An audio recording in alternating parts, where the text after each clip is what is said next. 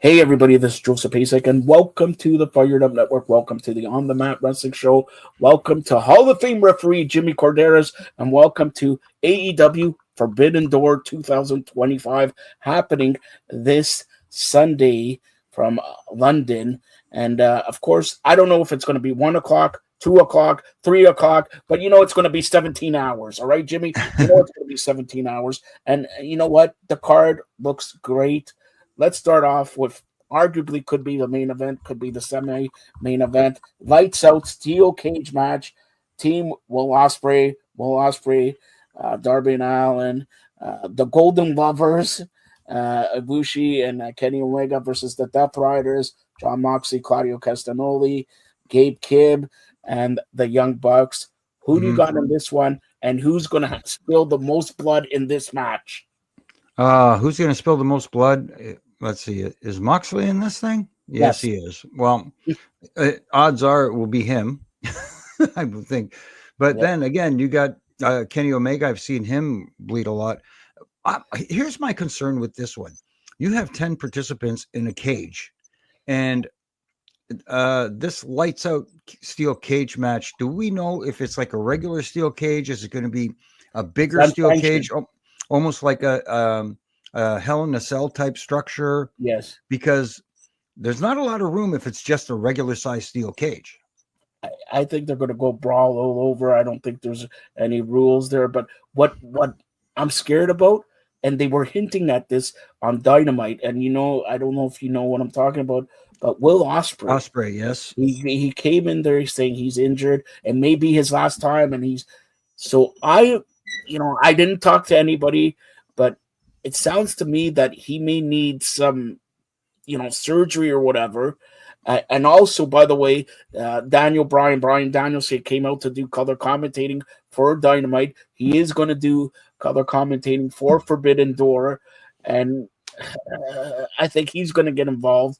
But I'm really, really worried for Will Ospreay. Something tells me something's going to go happen. Something, and he already for a couple months after the last premiere or pay-per-view, he wasn't on Dynamite till I believe this week or last week. Right. Something's going to happen. It's in London. He said it's 5 minutes from his hometown. Something's going to happen, and that makes me wonder if the Death Riders are going to win. Right. I'm with you though. My main concern in this entire match is not who's going to bleed the most and not what crazy bumps are going to take. Will Ospreay, because he did hint that he wasn't cleared. Now, my understanding from what I'm hearing through the grapevine is that is legit. He is scheduled for surgery, neck surgery coming up in the near future. So my problem with this is if he's scheduled for surgery on his neck, which is already not in a good place, taking part in a match is one thing, because Bryan Danielson did the same thing. He needed neck surgery for a long time and he wrestled in matches. This type of match, a steel cage match, which elevates the risk for anybody who is healthy 100%.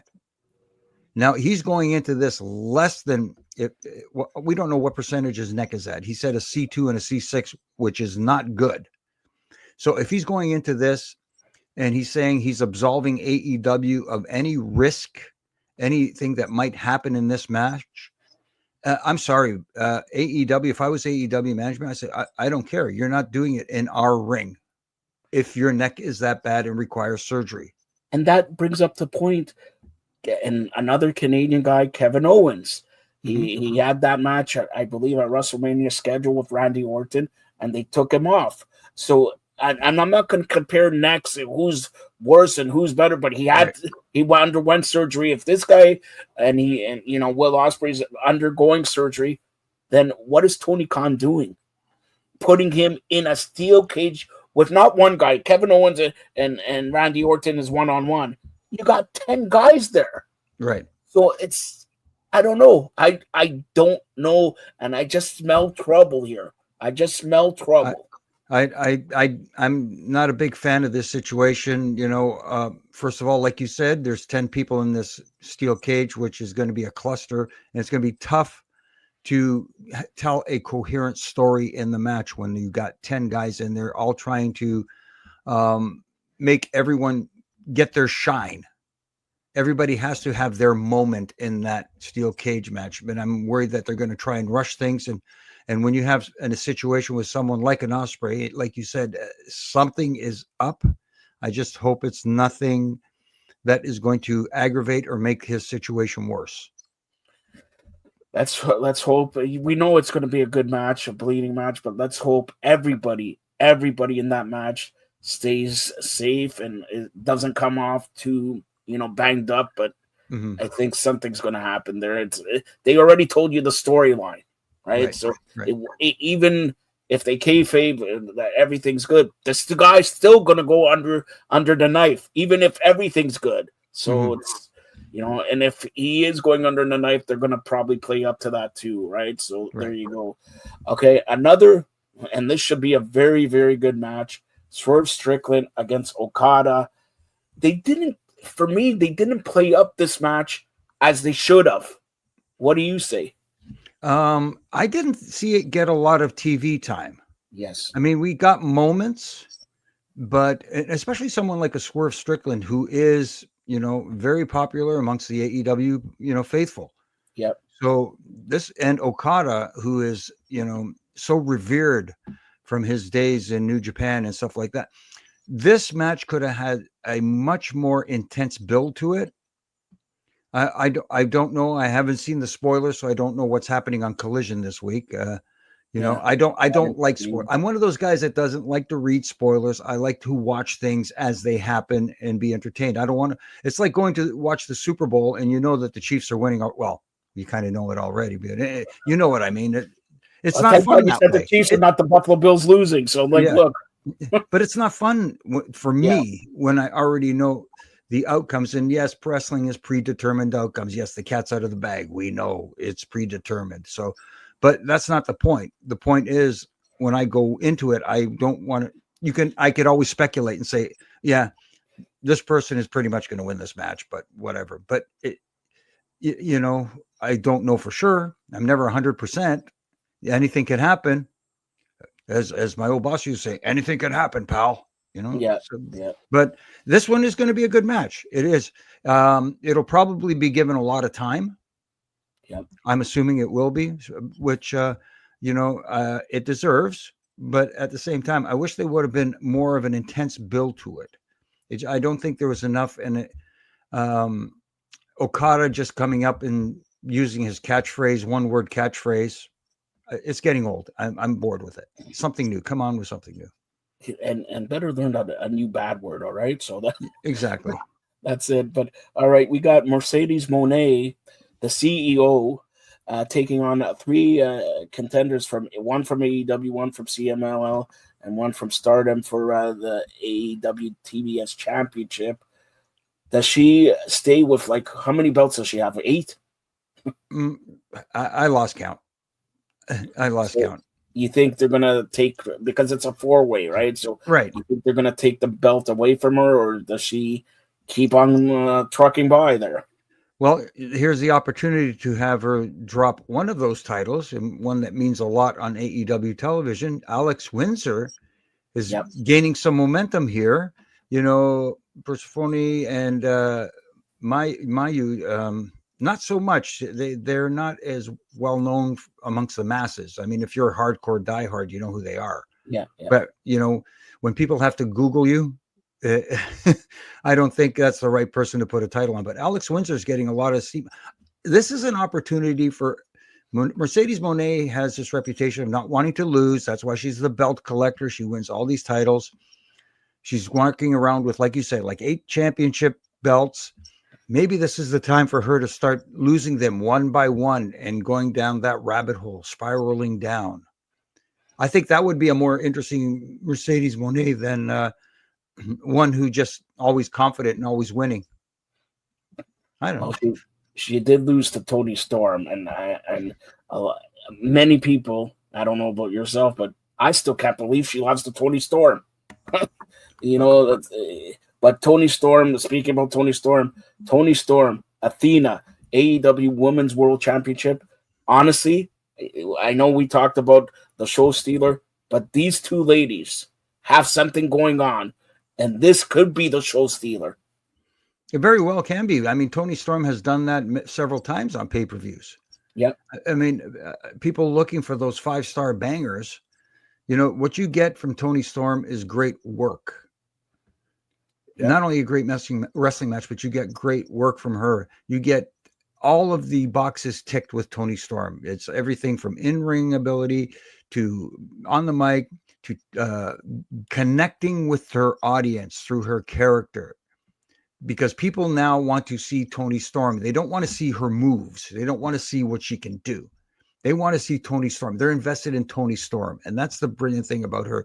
She is probably, in my opinion, one of, if not the most entertaining person on AEW television right now.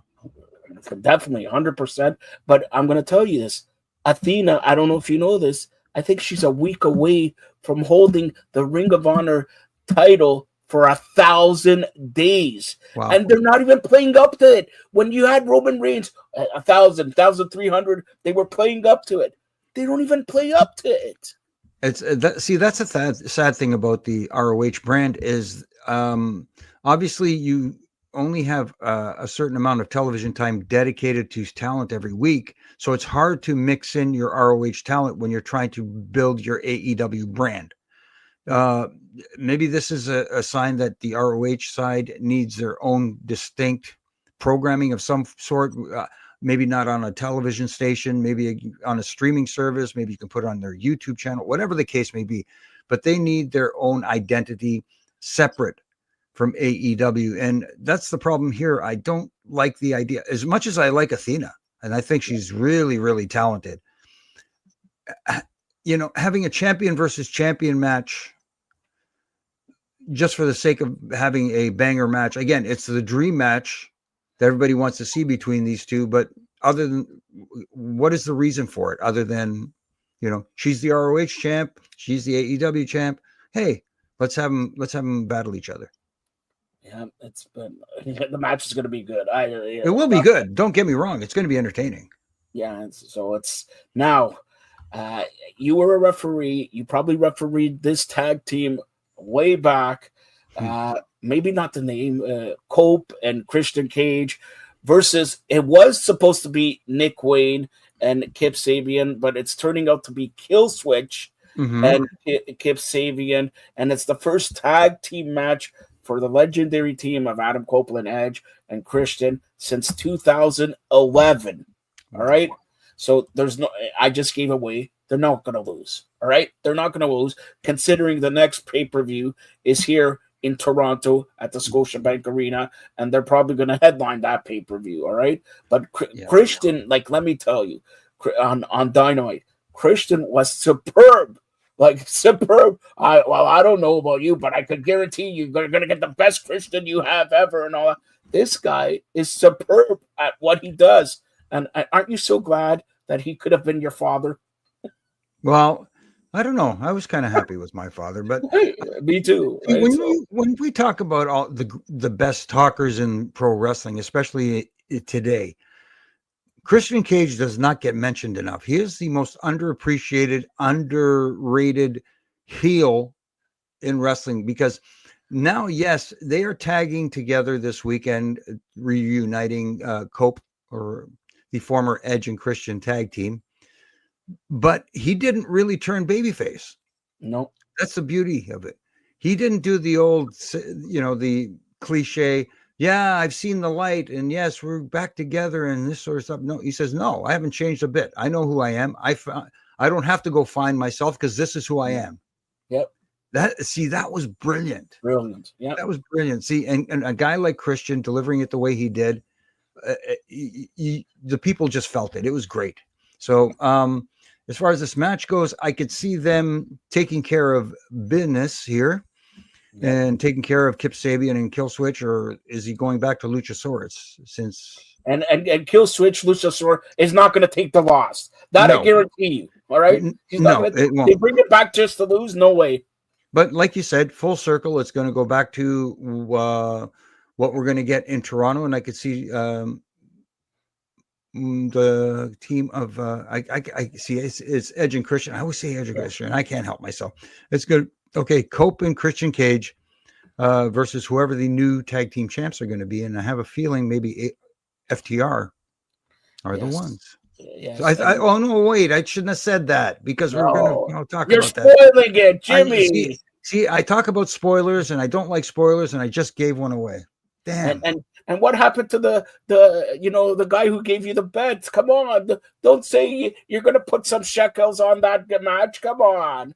Ah, man. All See, right. now I'm disappointed in myself. Yeah, well, me too. Now, Zack Sabre Jr. takes on Nigel McGuinness with Danny Garcia for the IWGP World Championship. McGuinness, it's a nice touch because his hometown is England. Mm-hmm. I don't see him winning. Do you? No, no, I don't. It's a nice gesture. No, it's almost like a gift to him to have this moment in his hometown against Zack Sabre Jr., who is excellent. Yeah. This is going to be another great match. That's not the problem. Again, it's the reasons why having it. Other than let's give Nigel his moment, which is cool. I don't have a problem with it. Um, what can I tell you? Another hell of a match between two guys who can really go. The wild card here for me is Daniel Garcia. Yeah. Because, Nigel's technically not a babyface, and Daniel Garcia is. But they could make Danny Garcia the biggest heel if they turn him against Nigel McGuinness in McGuinness' home country, right? So Yeah, see, there you go. But but have Nigel prestige. McGuinness has to wrestle more than one match a year, right? So it's Yeah, like, exactly. so I don't know. Now you talk about the main event of Forbidden Door, and I'm gonna start with saying this with Hangman Page being the champion and MJF, my Jewish friend, and his pickle uh, up against him. Now I'm so tired of this fire angle all the time. MJF using fire. They had Hangman Page burning down the Swerve Strickland's house. Do they really need to use all the time fire and everything? This match sells itself. Two guys who they're starters of AEW and they hate each other. Come on. Look, I will put it to you this way. I was enjoying the segment on Wednesday night. Hangman, I thought Hangman does well on the mic. He does well to promote the upcoming match. MJF in the back with Ricochet and the Gates of Agony, holding Mark Briscoe hostage, if I may say so.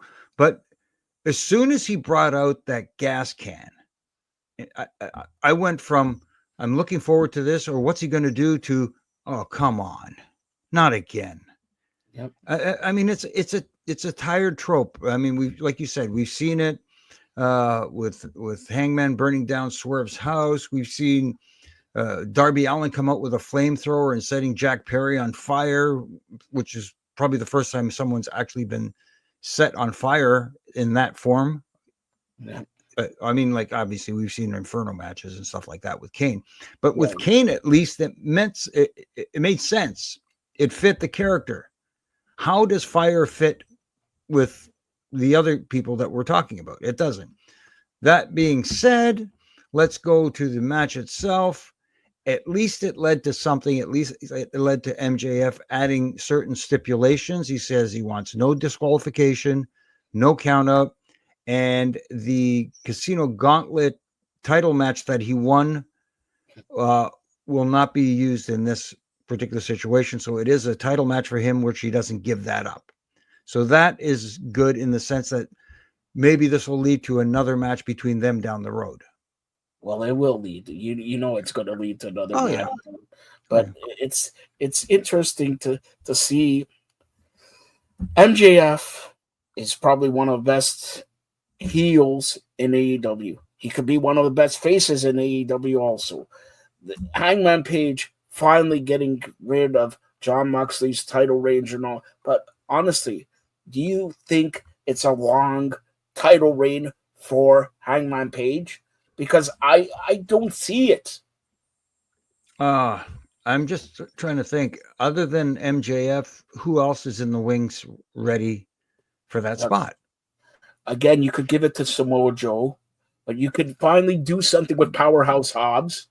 Like, See, those are, but here's the problem. Here's Powerhouse Hobbs, another big man that should be more prominent and have a more prominent role on television. And he's relegated to a group, the Ops. yeah, Why? yeah, This guy's got money written all over him. yeah. Powerhouse Hobbs. I don't And see what the problem is here. Just like him. Another one was Brody King, who is now in a tag team. At least he's getting something there. But there's another guy that should have been pushed to the moon. For some reason, there's this weird thing. You look at other guys like Bobby Lashley. Looks like $1 million. And what's he doing in this tag team? Like, Well, honestly, it makes sense to be in that group, but he doesn't have to be in a tag team with Shelton. Shelton can do just fine on his own as well. Shelton should be feuding with Speedball Mike Bailey. They should give them like 3-4 months. Those and Speedball Mike Bailey. I'm gonna say this. Everybody from TNA, he has been the most impressive in AEW. Look what they're doing to our Canadian friend Josh Alexander. Nothing. Josh Alexander, I had high hopes for when he was coming in. I said, okay. So he shows up and they debut him in that Casino Gauntlet match, which I guess is kind of similar to trying to debut someone in the Royal Rumble, but they have too many of those matches, so it doesn't mean anything. Then, has he won a match on television? No, and here's the other thing. And when we talk about we're Canadian, he's still the Canadian Maple Leaf Pro Wrestling Champion. And they were supposed to bring out the belt. Remember? They were talking, we're going to bring the belt. They never brought the belt. Right. Don Callis probably has it. I don't even know. He's probably, Don Callis is probably making sunglasses out of him right now.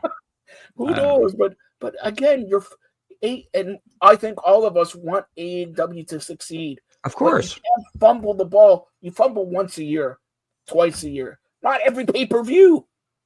No, that's the problem. Now, here's the thing, and I'll go back to Wednesday night's Dynamite. Do they put on great matches on their pay-per-views? Yes. The problem is with a lot of those matches too are how they get to their finishes. Wednesday night was a perfect example when they had Brody King and Bandito. What do they call him? Brodito or something. Brodito. Yeah, Brodito. Yeah. Sounds like a burrito. They had a great tag team match until the last minute. Yep. And then it was like a fart in church. I'm sorry. You know what I mean? It was they've got the countdown going, here we go. 10 minutes left, 5 minutes left, 4, 3. When they get the 1 minute left in the match, that's when FTR decides to go outside the ring, prop up a table and lean it against the barricade to do some kind of stuff. And they just fought on the outside. Where's the urgency? You have this whole thing set up where the time is counting down. You have a minute left, but you're going to go fight on the outside and take your time doing so.